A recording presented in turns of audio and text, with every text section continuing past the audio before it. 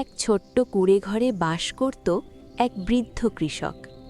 তার জীবনে ছিল না কোনো ধনসম্পদ, ছিল শুধু পরিশ্রম আর আশা। কুঁড়ে ঘরের সামনে দাঁড়িয়েছিল একটা ছোট্ট পেয়ারা গাছ। প্রতিদিন কৃষক গাছটার যত্ন নিত, পানি দিত, ভালোবাসায় আগলে রাখত। দিন যেতে যেতে গাছটা বড় হলো, আর একদিন ভরে গেল সবুজ পেয়ারায়। কিন্তু সুখ বেশি দিন টিকল না। প্রতিদিন কিছু পেয়ারা হারিয়ে যেতে লাগল।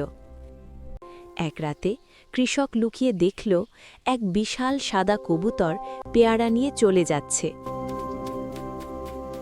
কৃষক পিছু নিল আর দেখল এক ঘরের ভেতর দুটো ছোট কবুতর ক্ষুধায় কাঁদছে। মা কবুতর নিজের মুখে খাবার না তুলে সব পেয়ারা তুলে দিচ্ছে তার বাচ্চাদের মুখে।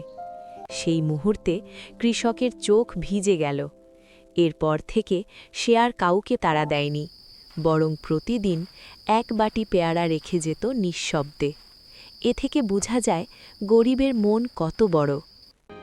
নীরবে কাঁদে মা কবুতর, কারণ এত মায়ার গল্প দেখেও এখনও কেউ লাইক দেয়নি।